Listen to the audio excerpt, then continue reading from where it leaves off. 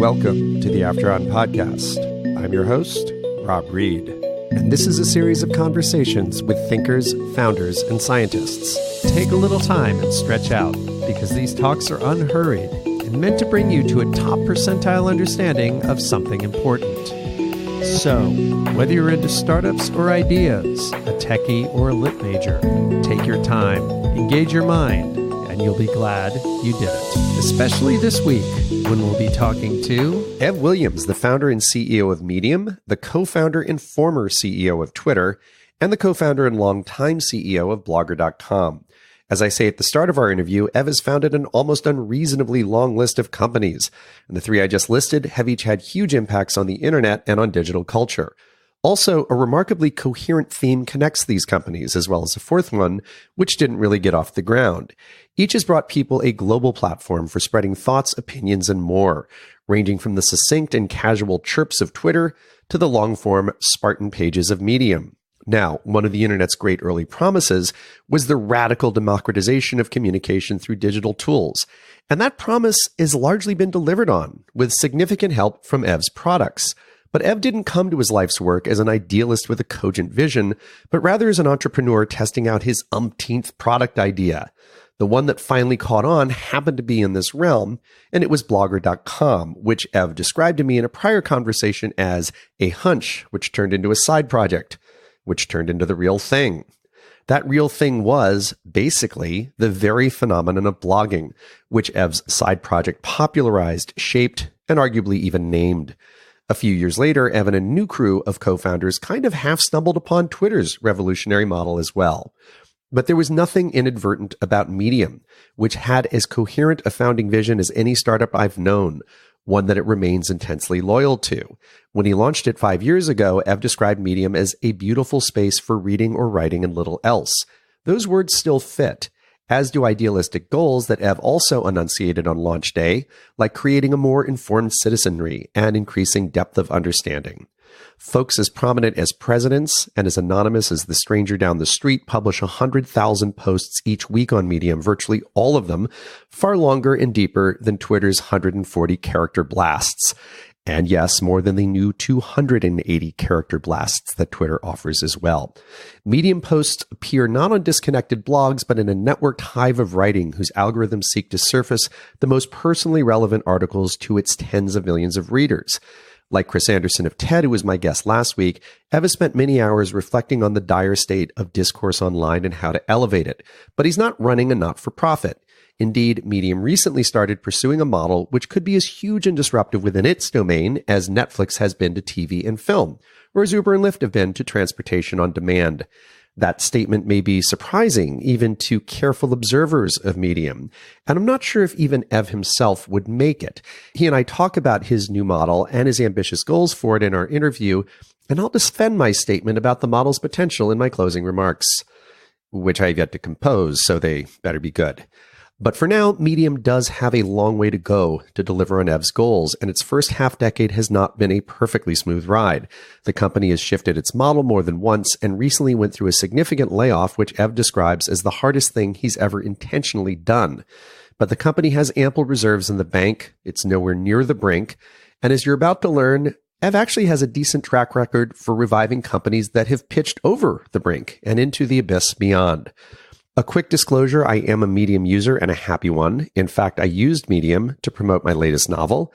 I posted a ton of excerpts from it to Medium in what was a cool experiment for me and my publisher, Random House. And several of this very podcast's episodes actually premiered on Medium. So I do have a pro-Medium perspective, but I don't think that should bother you as a listener. For one thing, I'm not trying to sell you Medium stock. I have no reason to. I don't own any myself, plus you and I can't buy any because it's a private company. Also, as I've stated on earlier episodes, this podcast is not an act of investigative journalism, but an effort to bring you ideas, stories, people, and organizations that I find remarkable and important to the world we live in right now. So by definition, I have positive perspectives on everyone I invite onto it. I'll add, if you enjoy this episode, I hope you'll check out some of its dozen predecessors. I interview people like Chris Anderson, who runs the TED organization, Tim O'Reilly, who's one of the most original and influential thinkers in tech, and as you're about to find out, he was also Ev Williams' first boss, and Sam Harris, who is a highly prominent and controversial commentator on the Trump administration, on terrorism, and many other subjects.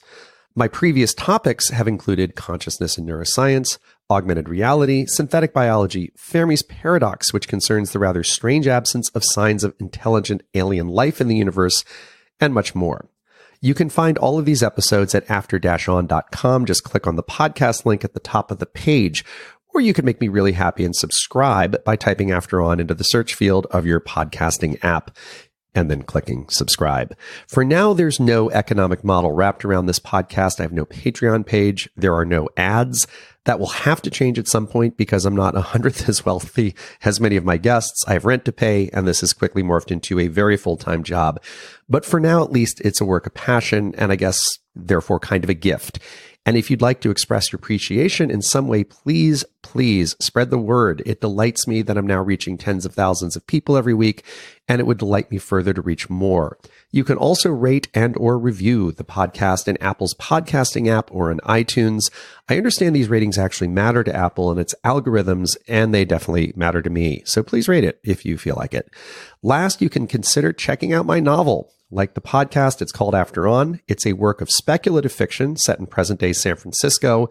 It's a very realistic look at Silicon Valley and the entrepreneurial process, written by someone who has lived it, and it wrestles with the issues this podcast examines in a very deep way, including superintelligence risk, the promise and perils of synthetic biology, quantum computing, augmented reality, terrorism, government hacking and privacy, Fermi's paradox, and a lot more. And I'll add that the audiobook is fabulous. It features great voice actors and actresses and comedians, people like Felicia Day, John Hodgman, Tom Merritt, my old co-host, Leo Laporte, and many others. By the way, it was announced a few days ago that CBS Studios has acquired the rights to my novel and are currently developing it for television with the CW network. And I'm actually heavily involved in this process, which is not always the case with authors whose work gets developed for television. I'll probably have a bit more to say about this project in the future. But for now, I hope you enjoy this fascinating interview with Ev Williams.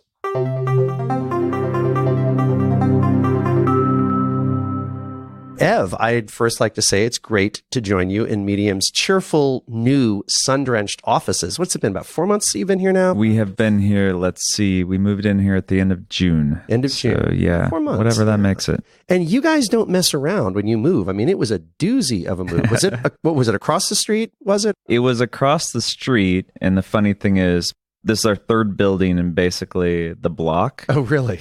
And I do like this office. I mean, the other one was lovely, but this one just feels so much more unified because it's the great big room. Yeah. And it turns out that it matters when people can actually see the other people in the office. So you have founded or co-founded an almost unreasonably long list of companies. At least 3 of them of great and lasting significance in my view. Blogger, Odeo, which of course morphed into Twitter, and now Medium. We'll talk about all of them in the course of the conversation, but I'd like to give folks who aren't yet familiar with it a quick upfront understanding of Medium. How do you like to describe Medium and its mission in sort of a handful of sentences? I say Medium is a platform for ideas and stories. And what we really try to do is enable the creation and distribution of stories and ideas that matter. And it's an open publishing platform, which means that anyone can come and offer ideas. Part of our ethos is that great ideas can come from anywhere. It's not a social network. There are social aspects to it, but it is really a place for people who have the inclination to offer a perspective or an idea or an insight for the world to come and do so in written form. And we try to help that idea or story find its right audience. And I think a lot of people don't realize how large Medium is because they'll often come here because they've found their way to an article by somebody who's posting here, or perhaps they're reading a publication that's hosted on Medium. What can you tell us about usage, whether it's numbers of articles, page views, whatever metric you're public about that'll help frame Medium's scale? Sure. 60 to 65 million visitors, unique visitors. Some of whom come many times and some of whom might just come once. Exactly. That includes people who stop by an article, which is a lot of those. And then some smaller number of millions come regularly, sign in, open the app, etc., and have a logged in personalized reading experience. And then there's about 100,000 posts on a weekly basis. Discrete pieces of content. Content, yeah. Yeah, and there's some extraordinarily prominent people who have written or do write on Medium. Yep. We have notable people from kind of every sector. Politics has been a big one for us, starting with the White House. Obama's White House used Medium as a platform. They used it the first time ever that the State of the Union was published at the same time, or actually slightly before it was broadcast. It was done on Medium. Oh, really? Oh, that's great. They did a lot of things under President Obama's name on the platform. And then that, with the help of our DC crew, really set up Medium to be a go-to for many political leaders, senators, and Congress people. In the entertainment world, we've had people use Medium as a platform, like Leonardo DiCaprio or Alicia Keys were some of the really early ones. Ben Stiller wrote on Medium about how he had cancer, and often those are sort of cause-driven posts that people are making.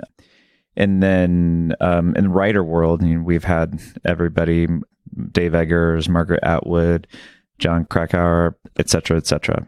And of course, in the business world and tech and beyond, we've had CEOs, leaders, all kinds of people. But the most interesting stuff is usually from people you don't know.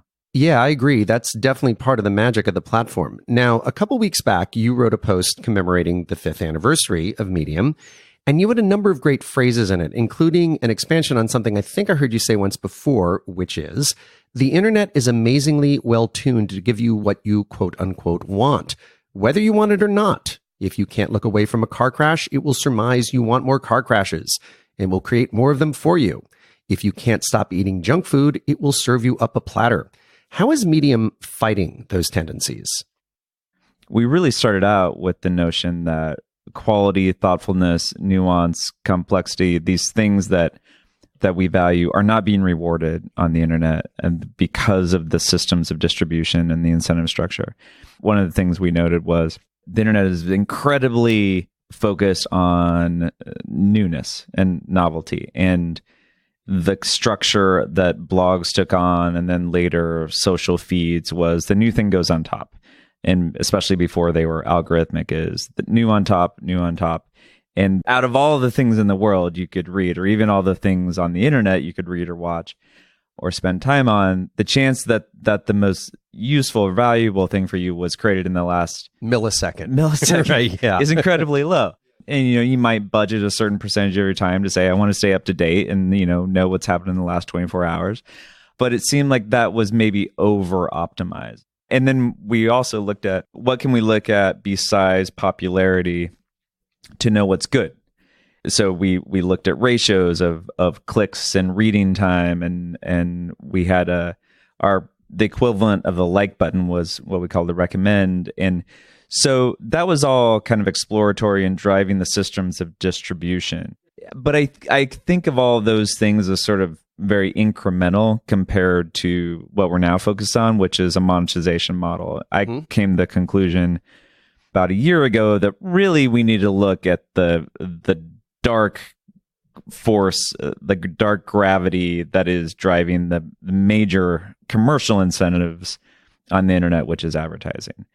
So now you get more of what you reward, and what you reward with money, you especially get more of. So we get and get into the whole advertising thing, but we're trying to create an alternative economic system that is not driven by advertising. And I think that's the fundamental thing that needs to change. To go a little bit bigger picture from the Medium level to the EV level, you were quoted kind of third hand via the New York Times, quoting James Hong, the founder of Hot or Not, quoting you, saying that you've been working on the same thing your whole life. Would you say that's accurate, or would you like to hotly deny that allegation? I think I've only been working on the same thing for half my life. For only half your life? Okay, yeah. Because you had to go through primary school. Exactly. I didn't know anything about the internet and really didn't think about writing or publishing until the 90s. Until the 90s. Okay, so half of your life. Let's talk a little bit about growing up in Nebraska. How did that inform your perspective as an entrepreneur and your perspective about media that has consumed so much of the second half of your life? So I grew up on a farm, and so my dad is a farmer. He's an entrepreneur. His dad was a farmer.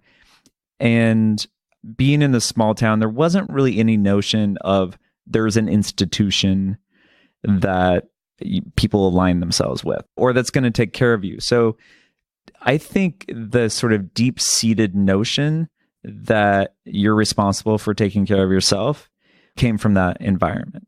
Also, if I looked at what other people did, which was, if they weren't farmers, they were insurance salesmen or teachers, or there weren't any jobs that I saw that I said, oh, I'd like to do that someday. I did think maybe I wanted to be an engineer because I liked technical things and I liked creating things. But it didn't seem odd to me, the notion that I would start something of my own. I didn't want to farm. I knew that.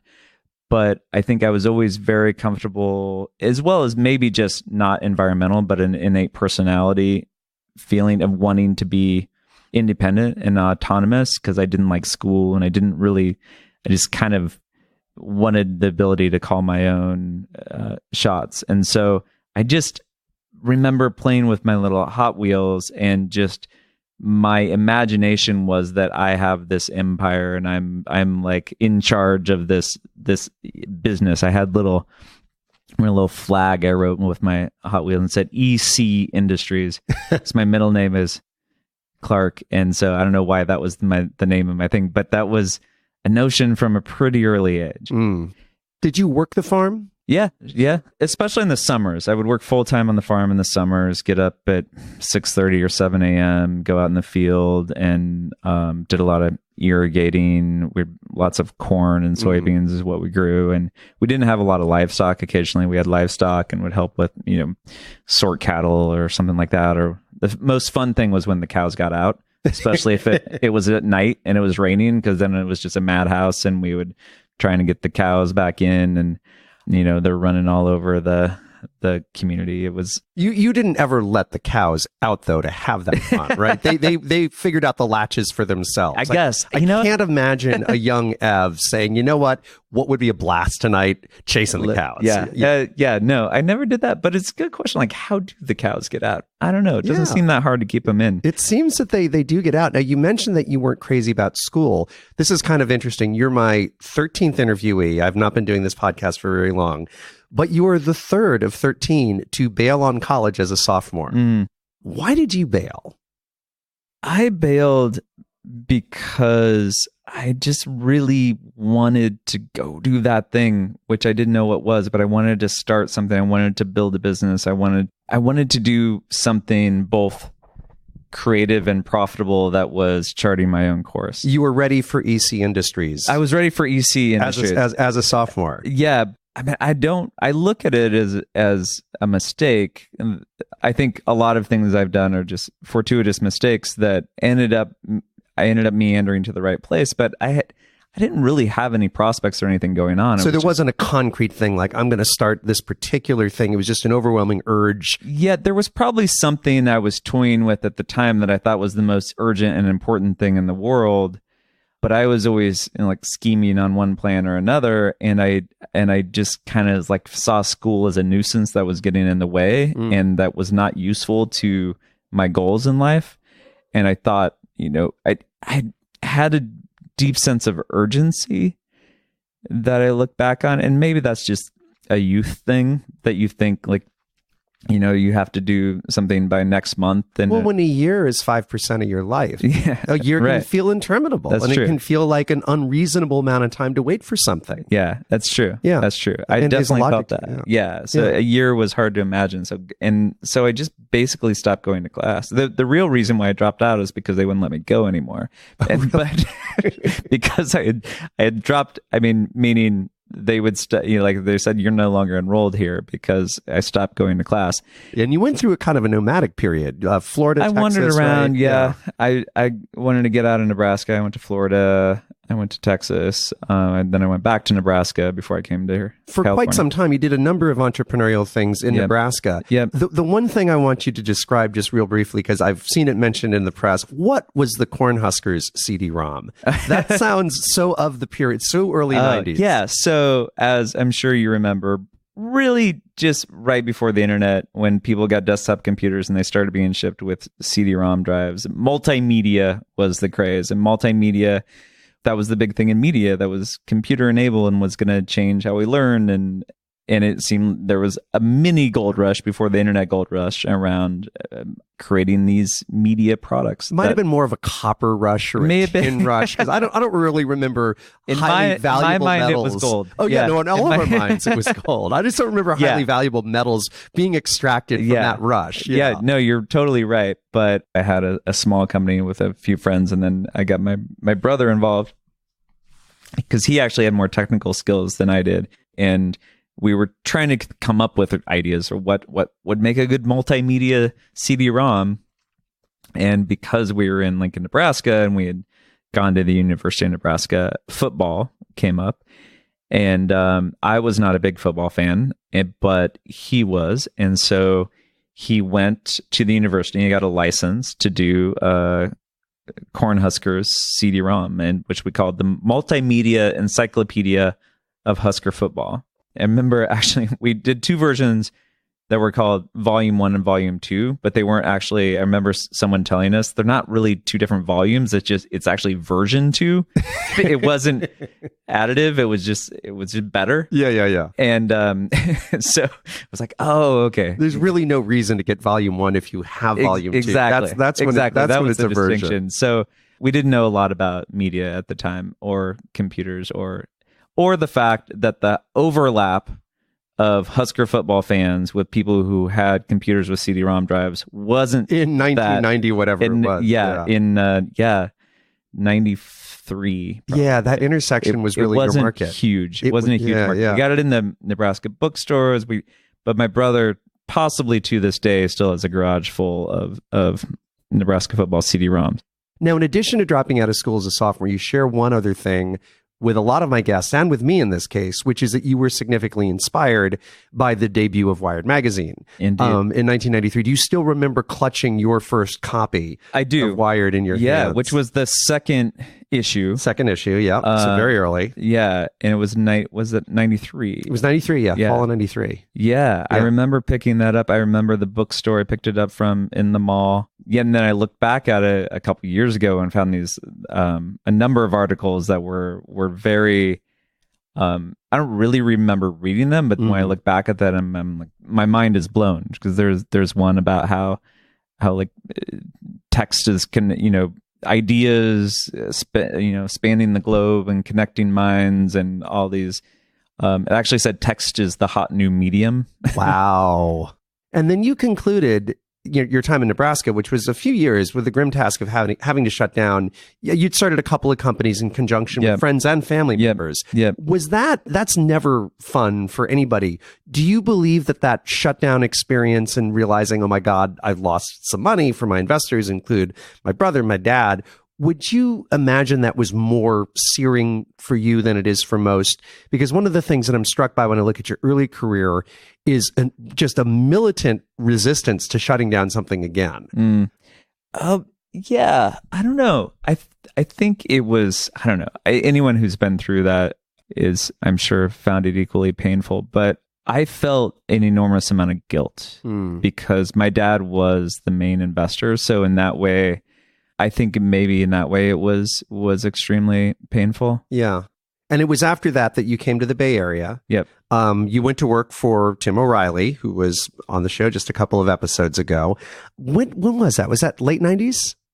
That was 97. Yeah. 97. Yeah, so 20 years ago. The bubble was just really starting to inflate at that point.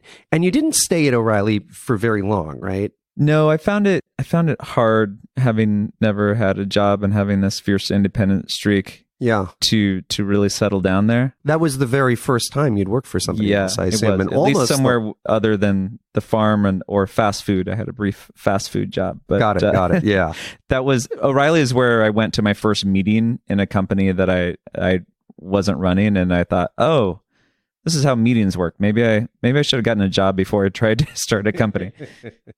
But then Tim became a very important person to you because he funded the first company you started, or the first company you started in Silicon Valley. He did. Yeah. So this is Pyra. I'm going to call it blogger.com because that's the name most folks are familiar with. Describe the state of blogs and blogging when you started that thing. It was very meager. I think most of the people who were doing what everyone called weblogs, pretty much knew each other, knew of each other. And I remember people like Dave Weiner, who was, obviously pioneering in that, and writing about not only blogging, but writing about weblogging and writing software to weblog. And the term was weblog. That was the verb, that was the noun, that was webblogger to weblog, etc. Yeah. And so people like him and Peter Merholtz and Rebecca Blood and Jesse James Garrett, and of course Justin Hall, who predated a lot of them. At Hotwired, yeah. And the whole reason Blogger came about is I had a personal website called evhead.com that I had treated as a personal homepage for years. And I thought, I'm going to turn it into one of those weblog things. And so I wrote some code to make it really easy to post to it. And I remember I created a keyboard shortcut. And so when I was on evhead.com, I could hit N, and a little form would pop up, and I would type in the form and hit post, and then that post would be at the top of the page. And I felt, wow, that changes everything. I can have a thought, and then I can put that thought on the internet in a matter of seconds. Out it goes. And then we basically replicated that for an internal tool at Pyra. And there were three of us, Megan, Paul, and I. And we had this internal site that we called Stuff. And when I look back at it now, it looks like Twitter, because it was just a box, and then it was a reverse cron list of the things that we typed in the box in a feed form. And we would use it internally to share links, to tell jokes, to, very, very simple and crude. And the Blogger came about really when we said, well, what if we checked it when we share something internally, let's create an external weblog. And the way you posted that is just by using this tool, and then you check a box and it will generate a page and we'll ship it to our web server. And that was what clicked for me. I was like, oh, we could make that for anybody who wanted to create a weblog. And a weblog previously was a very specific thing, wasn't it? Wasn't primarily people sort of like almost a diary of the websites a person had gone to? Yeah, that's where, if you look at the history, that's even where the name came from. It's a log of where you'd been on the web. Where you'd been, yeah. And then what we did with Blogger is we called it Blogger, and then we just put up a big text area, and you could type in it, and you could share links, you could talk about your life, you could tell a story. And then we started saying, well, that's a blog. A weblog is a list of links. A blog is whatever you want it to be. Now, one of the things that intrigues me about Blogger is just the relentlessness you showed, because you raised a bit of money, you raised some money from Tim and a few other folks. Then the company was out of money, and it came down to being just you for a while, right? Like you were the solitary employee for a period of time. How long did that last? That probably lasted 6 months, and then I was actually the solitary employee for longer than that, maybe 2 years, because when I started building back the team, I hired everybody on contract because I was very nervous about having a payroll commitment to them. And then, so through 2001, 2002, build up the team gradually, back up to about 6 people. Yeah. The one other person I know who went through something very similar. How well do you know Travis Kalanick? I know Travis. Did you know him in the Red Swoosh days? I did not know him back then. No. Yeah. So before the company before Uber was Red Swoosh. And he went through something very similar. I mean, he got to the point where it was only him. And I actually think it was less than just him, because he was practically tamping to keep the lights on. You have to go through these big hand-waving exercises to persuade people that the engineers were still working on the product. And he just really wouldn't quit. And it's something that you did as well. But in your case, I assume part of it had to do with the fact that you had significant users by the time you ran out of money, right? Yeah. For what seemed at the time like significant users. I mean, for the internet era that it was significant users. And I don't know, it was probably tens of thousands, low hundreds of thousands. But yeah, there's real users and they were growing. So despite the fact we were out of money and no one wanted to fund us, our user base was growing. We had what we would now call product market fit. Yeah. It wasn't clear how big the potential blogging world was, but that was working. Yeah. And things worked out. Google bought you when you were up to 6 or 7 people. You didn't stay very long there, right? Yeah, that's another thing. There's a pattern here where I think I leave things too early. And also this shiny object caught your eye, which was this tiny company called Odeo, which you originally just funded, right? So I wasn't even committed to working at the company. I started as an advisor and I agreed to seed fund it. Started by Noah Glass, who was my neighbor and friend. And I had left Google and wasn't really doing anything. So he would come over every day and talk about this idea. And then I went to raise some money and reached out to a lot of angels. And we were going to raise $1 million. And then George Zachary from CRV, I don't know if he contacted us or how we got connected with him, but he said, well, come in and pitch us before you do your angel deal. And they ended up putting in, I think, $4 million, and we still got the angel money. And so we had $5 million and nothing, we hadn't really built anything. And, we did a lot of classic mistakes. We prematurely scaled. And then with the money and with the expectations, the scope of what we were building increased. Yeah. And, took a long time. We didn't do something simple and get it out the door and iterate. And then out of the blue to us, Eddie Q from Apple actually got in touch and asked us to come down and talk to them. And I didn't have any idea why, but we required integration with iTunes because this was pre-smartphones, and to get the podcast on your iPod, right, which was one of many reasons it was too early. Yeah. It required, integration with iTunes. So we went down to Apple, and Eddie Q asked us all kinds of these questions about what we were building. And then I think he may have hinted they were doing some things. And then a couple weeks later, the version of iTunes comes out that has podcasts built in. All the stuff you were kind of building. Basically all the stuff we were building. And I was very surprised because it was so early and so nascent. There weren't really any professional podcasts, and they were a big company. I was like, why would they, this is so weird. Why would they do this? But obviously they did. And so that was why we were also too late.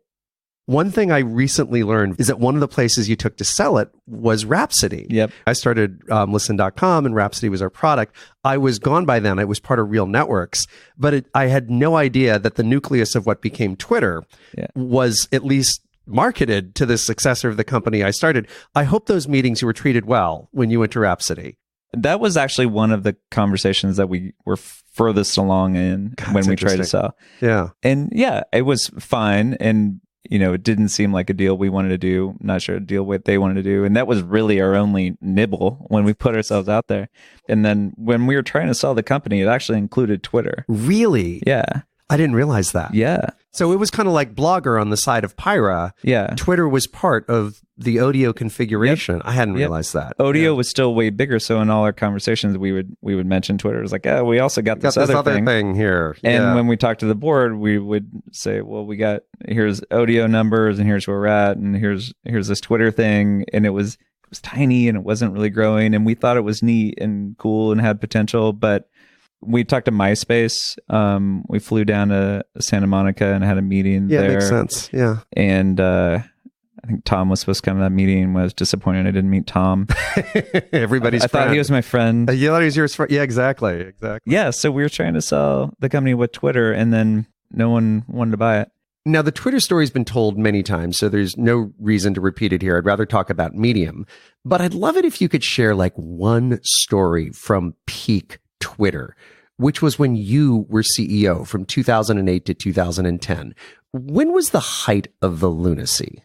2009 was the most insane year. That was really when we had achieved liftoff, but then we were growing at 50% a month, and I was went on Oprah, and I think this is no longer a record, but I remember the day I went on Oprah, we had 400,000 signups. Wow. So Oprah's people got in contact with us and said, we're going to have Ashton Kutcher on the show because he was really into Twitter and he was one of the first celebrities really into Twitter. And he had gotten into this race with CNN. To be the first to a million, right? To be the first to a million. Right. Million followers. Yeah. She was going to have Ashton on the show and get her, and then she was going to start on Twitter, like on the show. Yeah. And so I remember sitting in the conference room, we were having a call with Oprah's producers, and they're saying, we'd like to, have someone there from Twitter just around in case there's any technical. Like a roadie. Yeah, exactly. Yeah. And so I remember saying, like, yeah, absolutely, we'll be there. And the show was like in 3 days. And so, yes, absolutely, we can definitely have send our roadies someone there. Exactly. Yep. During that conversation, she said, well, actually, can you come?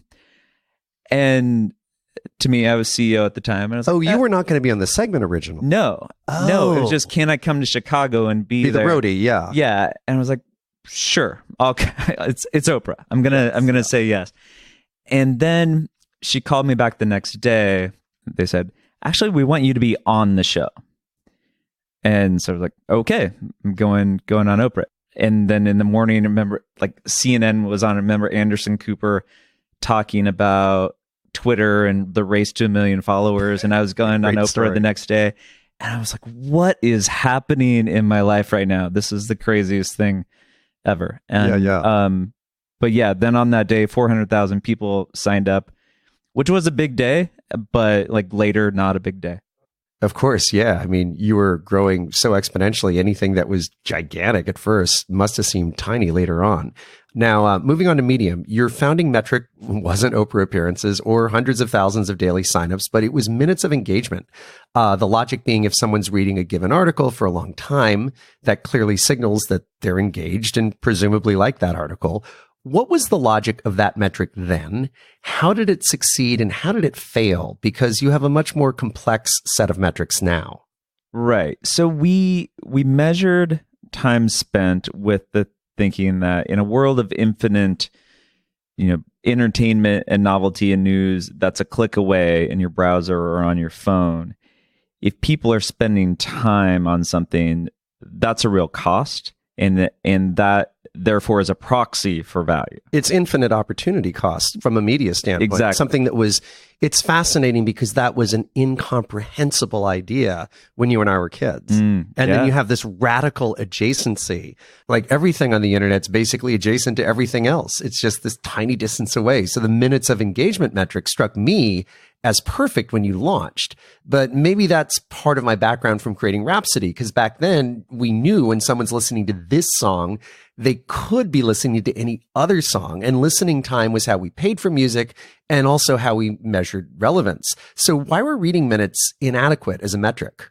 Well, it wasn't bad, but we learned some things so it wasn't, if we just ranked the posts, for instance, on time spent, what we would see is, first of all, the things at the top of the list are actually the viral posts.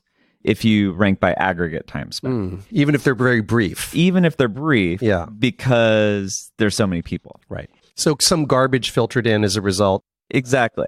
Because you can't have one dimension.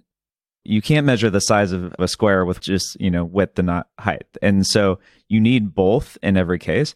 So time, you could just call that depth, but you still need breadth if you want to know, like, what is the most impactful thing or the most valuable thing on the system.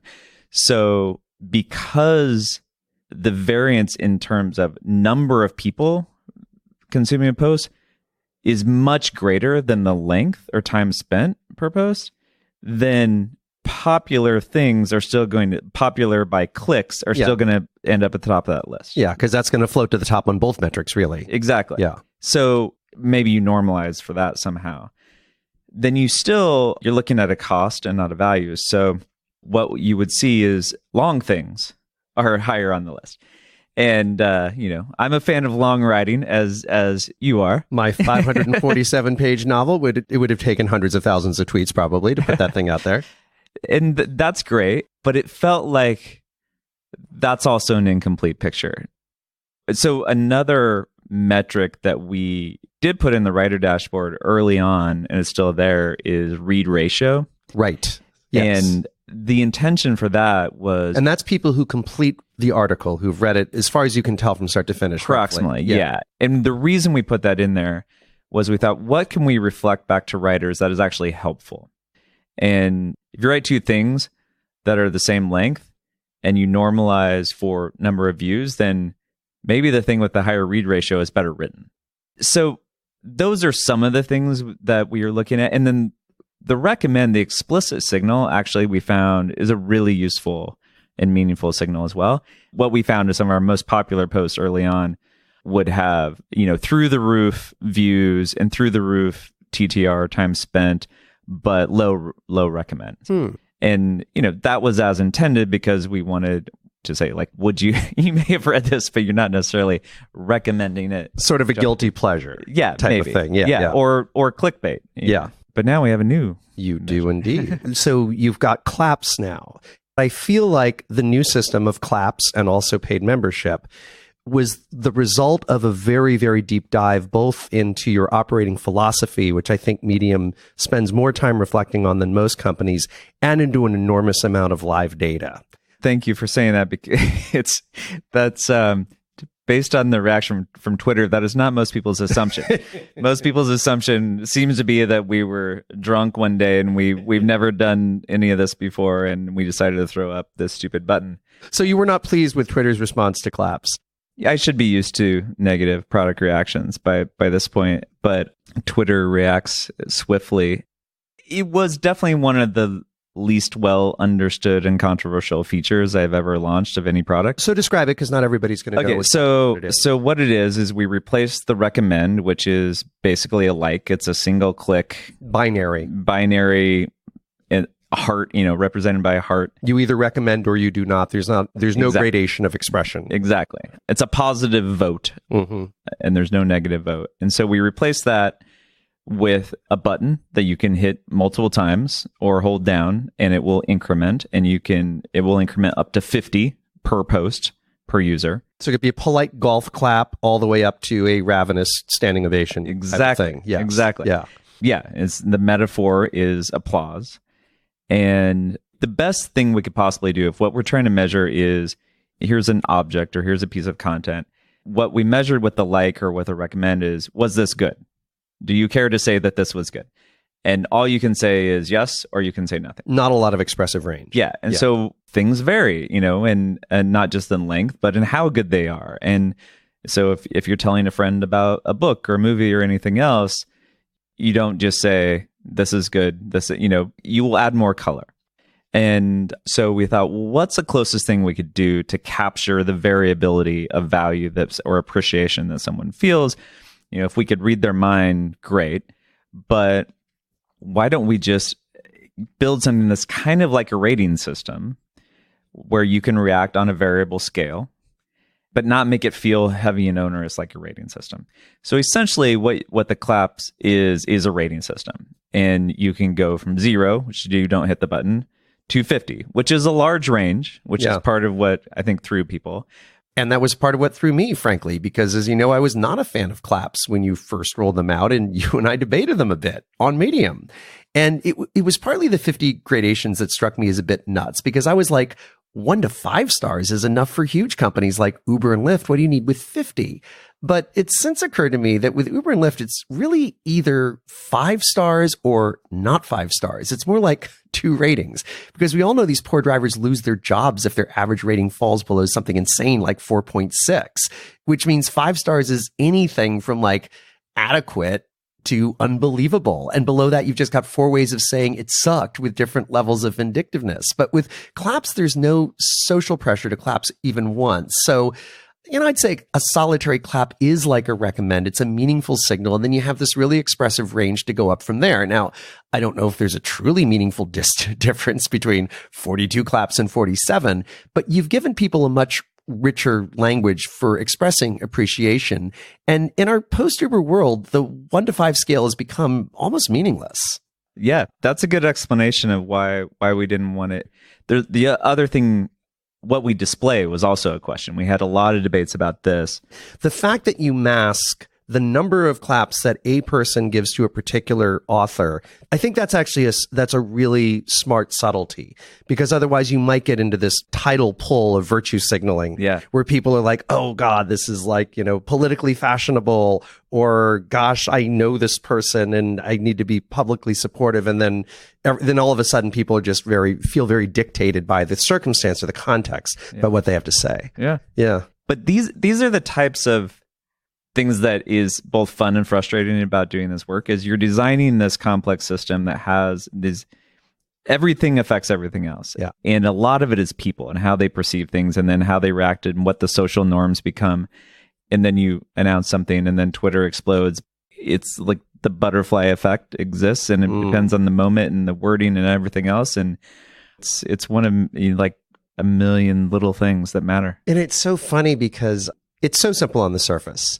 And the minutes of reading made such powerful sense. At least I felt it did when you first came out with it. And again, it might be the bias that I had, from starting the company that built Rhapsody, because we had this very minute by minute system of compensation and, statement of relevance. And there genuinely is this sense of opportunity cost. I've thought about this a lot in terms of the comparison to music.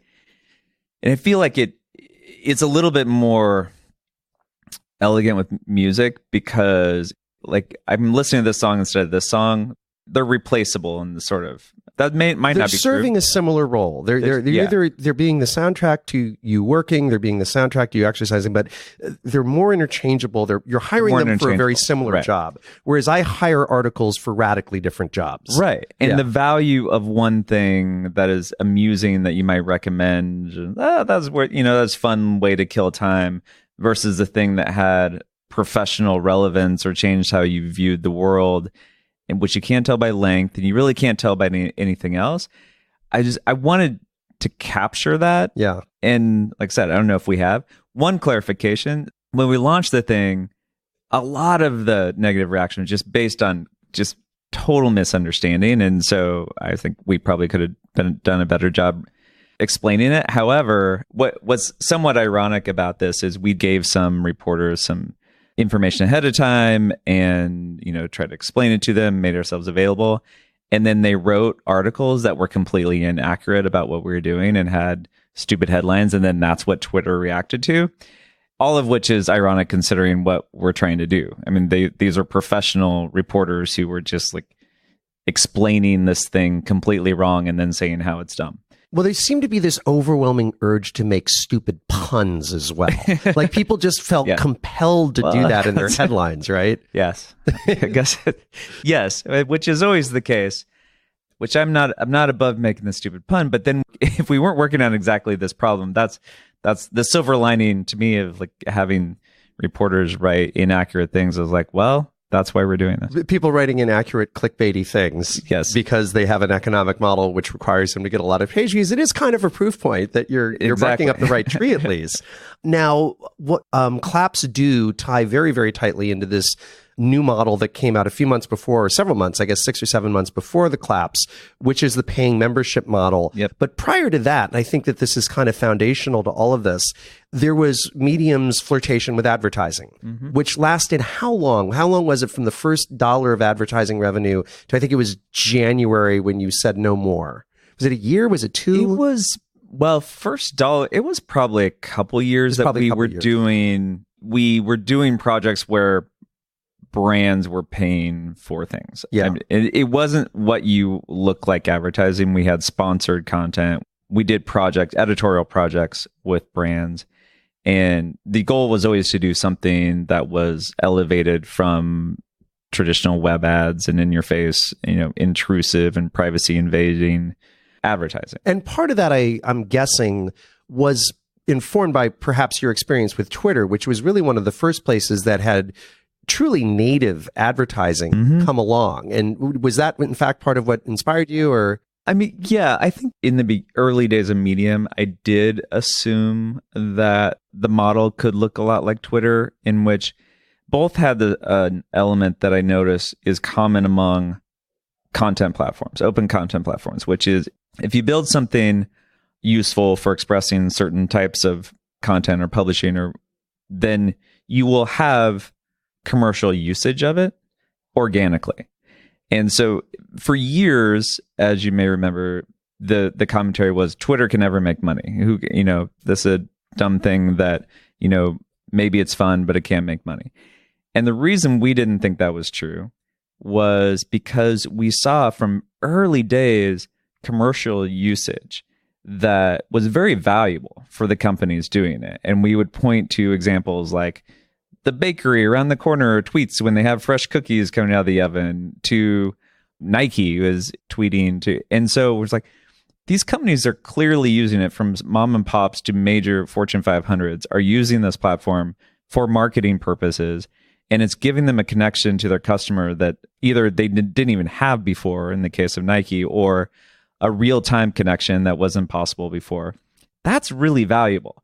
So whether or not we just charge them to use it in a SaaS model, or it's advertising or something else, there's definitely money there to be made. Yeah, there was a huge amount of commercial activity almost from the very beginning. Yeah. And it was very organic. And so similarly, and not surprisingly, on Twitter, there are a lot of companies that want to publish things. And so they saw Medium as a good place to publish things. You felt that there would be a similar instinct to publish things of longer form than the Twitter constraints, and that Medium would be a natural outlet for a company that had something more intricate to say. Right. Yeah. And it was not even speculative, because almost all companies do publish things. And ultimately, the best thing to charge for would, in Twitter's case, was the distribution. So ads on Medium were going to be Medium posts. And if we could get those posts more distribution, because we had built this network and we knew what people's interests were and they could be relevant and effective for the brands,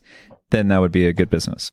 Now, your post, I think it was back in January, was pretty unequivocal on advertising and the influence it has online. I will quote Ev to Ev.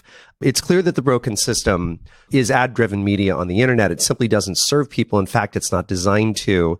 The vast majority of articles, videos, and other content we all consume on a daily basis is paid for directly or indirectly by corporations who are funding it in order to advance their goals. And it is measured, amplified, and rewarded based on its ability to do that, period.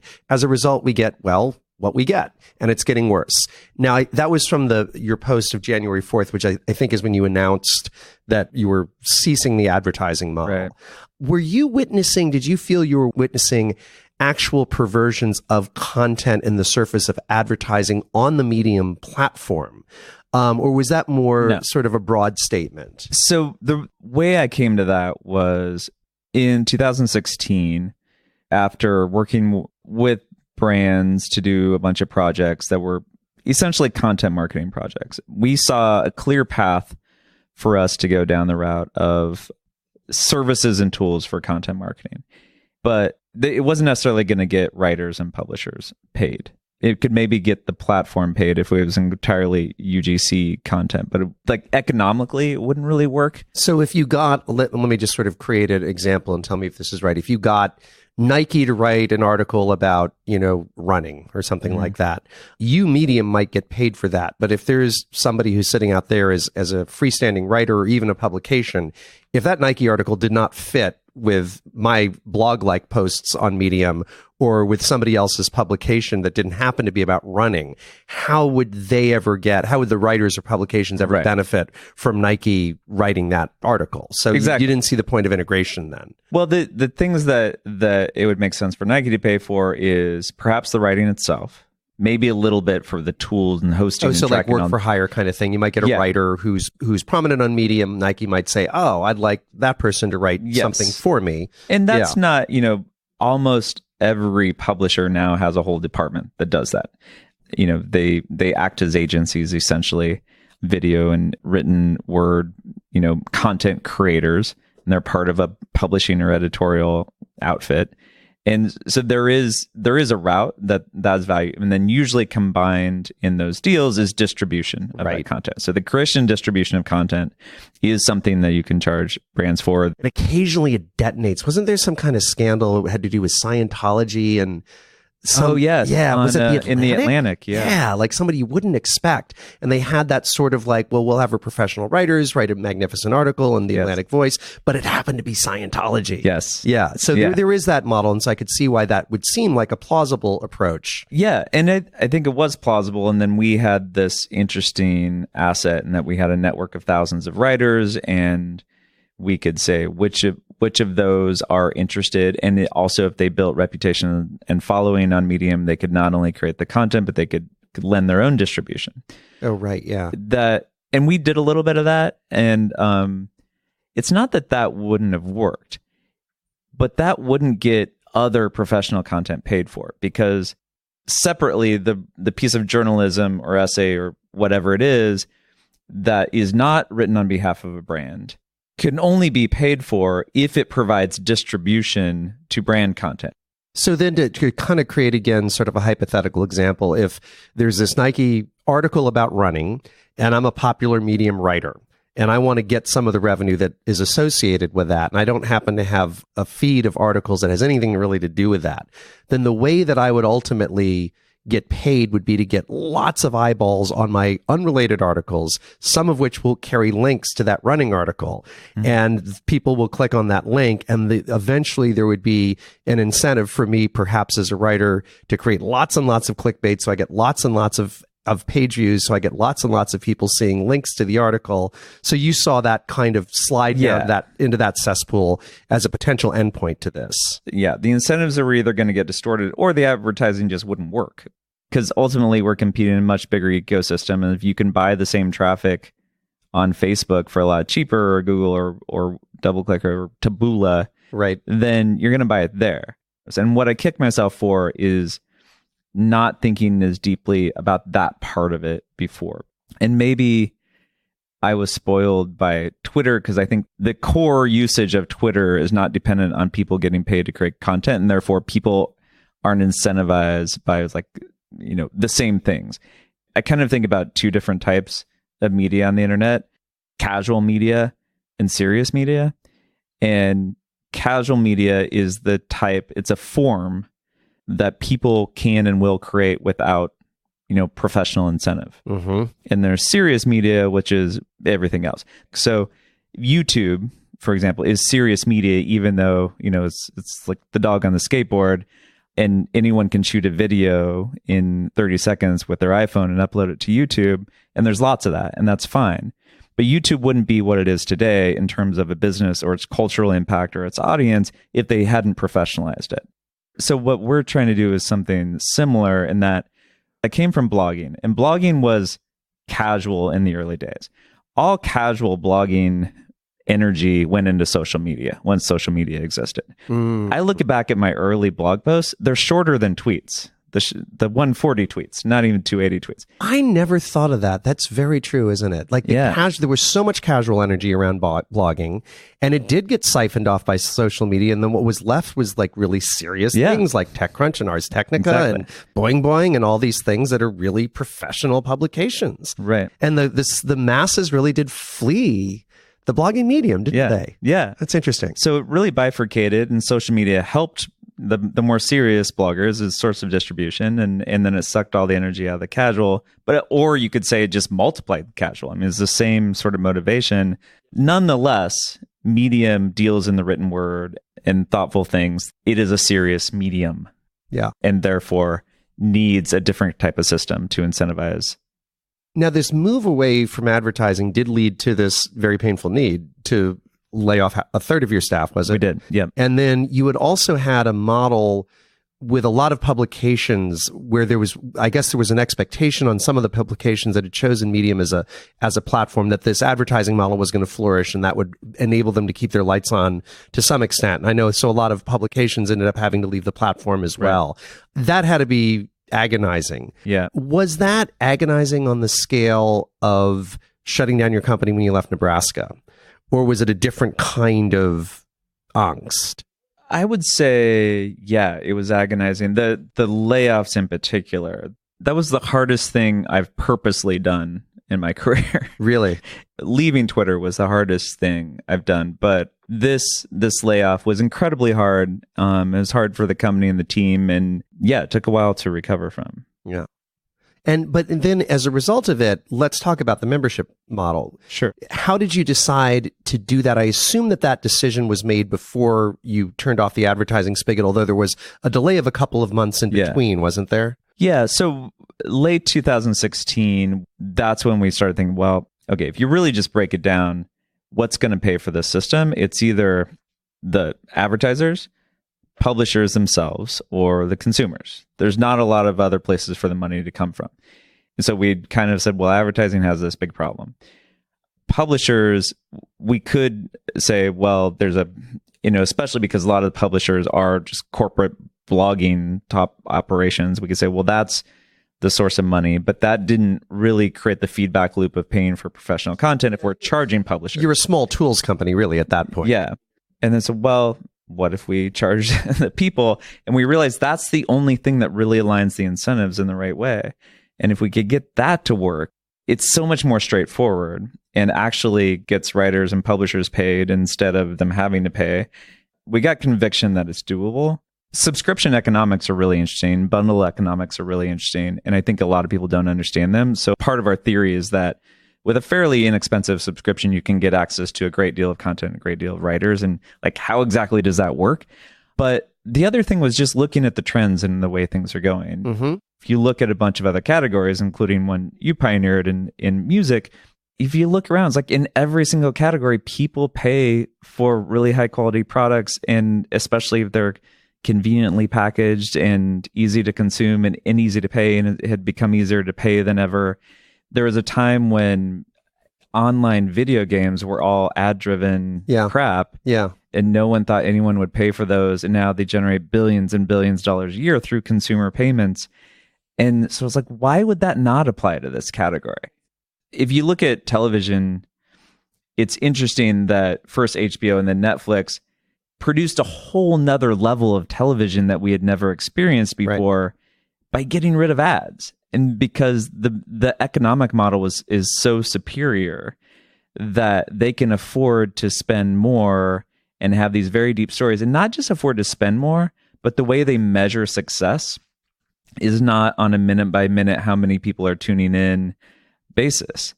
And that means how they measure success, of course, do people subscribe? Do they say subscribed? And then a huge factor is it so damn good they're telling their friends about it? Mm-hmm. Imagine if you're in the business of creating content on the internet and your measure is, did people click, versus can you create something so good people are telling their friends about it? You will get a very, very different You'll target a very different level of quality. Yeah. You've had about, I guess, 7-8 months of data at this point. Mm-hmm. I'm not going to ask you to give out metrics because you're a private company. You don't have to. And I'm sure you'd say no. Do you feel like you're on track? Yes. So the model is proving out to you yes. right now? You feel excitement when you look at your numbers? Yes, absolutely. Paint a picture that is comfortably distant so maybe you can talk about it. If things continue to go right, what does membership on Medium look like, let's say 5 to 10 years from now? Are you looking at many millions of paying members? Are you looking at many thousands of writers who are making a living off of it? I have a goal, actually, of 10 million subscribers in 5 years. Really? Yeah. Wow. Yeah. That's pretty wild. Well, yeah. It's wild and it's interesting. The reason I like that number... It's round. It's round. And part of the reason the internet businesses have been so focused on breadth is because they're advertising driven. And advertisers, what they love more than anything else is reaching a large number of people as easily as possible. It's all about reach. And if you look at other types of businesses who make money in different ways, they don't as much talk about how many people use their products. They care, but they care about revenue and they care about, profitability. If you look at Apple, for instance, Apple didn't become the most valuable company in the world via market share. Exactly. No, they have tiny market share, especially in laptops. Exactly. Yeah. And so that's interesting. They always focus on we're gonna go to the top of the market. We're gonna have profits. We're gonna develop, and that's gonna allow us to deliver the best possible product. Then it turns out like lots and lots of people want that best possible product. to me, it's fascinating because 10 million, a lot of people will roll their eyes out and say 10 million people pay. 10 million is also a tiny number when it comes to the internet. It's a tiny number. It's a tiny number. Yeah, and it's a rather small, it's not an insane number compared to the reach that you have today. And I know your reach is growing and growing every year. Yeah. So I think that gives us the ability to pay more for content than anybody else. And therefore we can get the really, really just phenomenal stuff. And it also gives us a reach. Then there'll be a free audience that is much greater than that. And we'll get better and better at discovery and knowing what people care about. And so one of our core competencies needs to be personalization. And when you're living in a non-social feed driven world, then different things will succeed. And so the system we want to build is one where you as a writer can put something in there and it finds its right audience, not because of its headline, but because, and not because of the timing, but because there are 6,732 people who really want to read that thing instead of anything else. And we know who they are and we can find them. And you find the pathway from the article to the person. Now, this is interesting. So what would you guesstimate in broad terms, 10, 25, 30, 50%? What percentage of the money that you get from subscribers would you imagine 5 years hence goes to writers? There are precedents for this that are probably in the 70, 80% range. So doing the back of the envelope math in my brain, which is to say without the benefit of an envelope, if you're at 10 million subs and $5 a month, that's $50 million a month, 600 a year. And if you're giving, I don't know, call it 75% to writers, that's $450 million a year to fund written content. Now, I've got a few friends who either run or have run magazines, and I'm pretty sure that an annual budget for commissioning articles, I think it's called an assigning budget, of $2.5 million a year is a lot. Like that would probably mean you're a top 100 magazine in the US. Now, if that's correct, and I'm going to do some research into this, but that would mean your $450 million could conceivably fund the equivalent of hundreds of magazines worth of articles and content, like literally. Like maybe even the top 100 magazines in the US combined, or even more, maybe the top 150. I don't know. That's a lot of stuff. It should be a lot of stuff. That's incredible scale. Yeah. We're I think the potential is big. Yeah. And this is what I say to my team. And it's like, if it's not us, it's somebody else. Right. This exists for sure in 5 years. And is this how a lot of people get their daily go-to reading, the equivalent, whatever does that job of insight and analysis, and maybe news as well, is some bundled consumer subscription that is personalized and offers them a bunch of stuff under one roof in a seamless, consumer-friendly experience under one subscription price. That is absolutely going to exist. There's going to be a few of them. By the nature of these things, there's going to be one or two big winners. And I think we're in a good position to do that. I think even the numbers we're talking about is small compared to what it could be if you think about a global audience, even though people say no one reads anymore, which is obviously not true. No, it's not People true. Read more than ever. I believe people I believe you're like right to read because they're carrying around big screens that are getting better. And we're not limited to the written word is the other thing. And I think this is like, there's so much focus on the negative and of like the quality of media, news and everything else. In fact, no one pay. I think we're looking at a very bright future for those who create quality content of all types, because, and go back to music, for an example, the record labels are on a rebound and they're the labels. But think about artists, the top artists are maybe not as happy as they were in the 90s selling CDs, but think if you're an emerging artist. Right. Emerging artists, you have access to an audience you never had before. You can get your music into the major distribution points overnight. Go to my friend Pud's company, DistroKid, if you want to get your music in these systems, and you can start getting paid. And it's not going to be a lot, but you're on a path. Yeah. That path is open. And for the consumer, it's incredible. There's more variety. There's more choice. It's way more convenient than ever. Yeah, it's interesting. I mean, the consumer logic of your model is really clear based on these last few minutes of our conversation. I mean, most Americans subscribe to a magazine or several.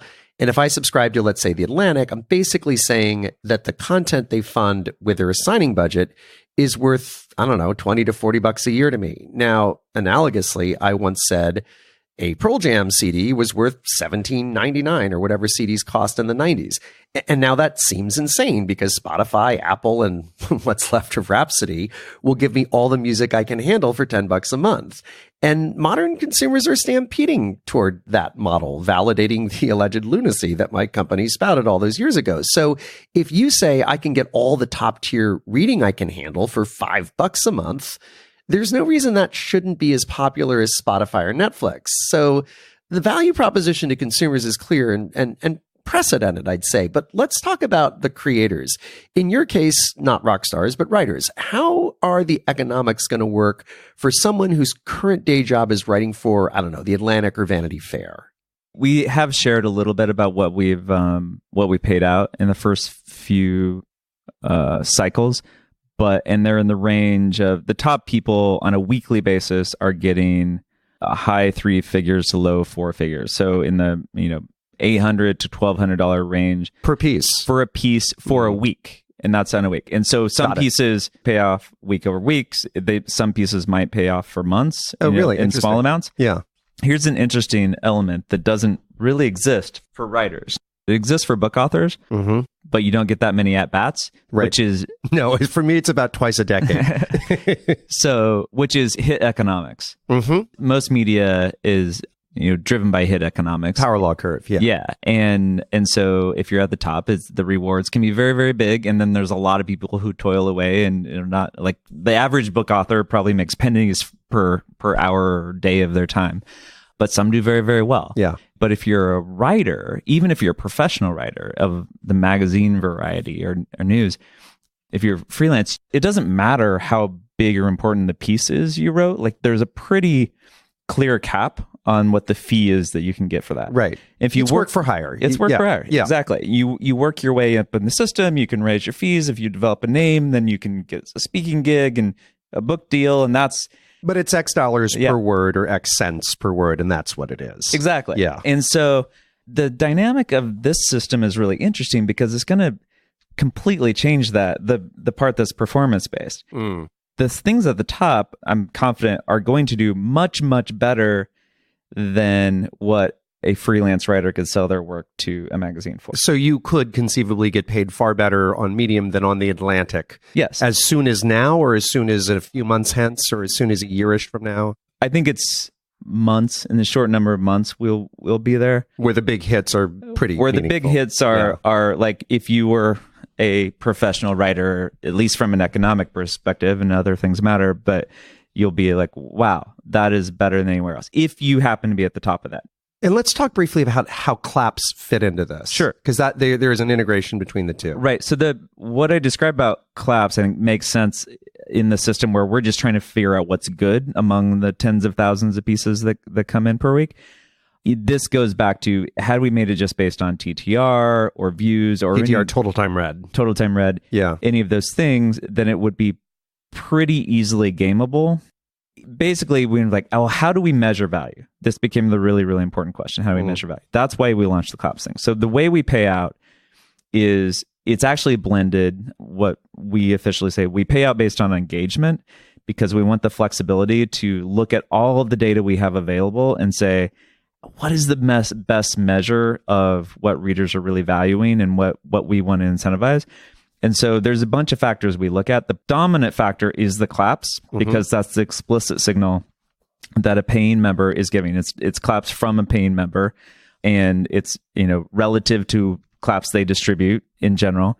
But we do look at time spent as well, and we might look at other factors. We're basically trying to analyze constantly what are the signals that are representing quality as well as member intention, because part of the reason we promoted the claps idea is because we heard from subscribers they want agency about what gets rewarded. And so say if you're a subscriber to Netflix, you don't really care or think about the fact that in aggregate what you watch has an effect on what they produce. What I watch is a vote on Netflix. It's a vote. It's a small vote, but it's like, yeah, they're like, wow, people are watching this thing. We should make more of it, etc. Exactly. Yeah. This was an attempt to create more clarity and agency for the paying members. So you really felt like, I really want more of this, or I want to reward this writer. And so it's not patronage. We don't want to feel like, oh, I'm giving you some tips or some money, because we think that kind of undermines the value in some ways of what writers do. But we do want our members to be able to have an explicit way to say, yes, yes, yes. Well, Ev, you have been wildly generous with your time. It's fun to talk with you, Rob. Yeah. Thank you very kindly for making yourself available. And I will certainly see you on the internet. I'll probably see you on Medium. Excellent. All right. Thank you.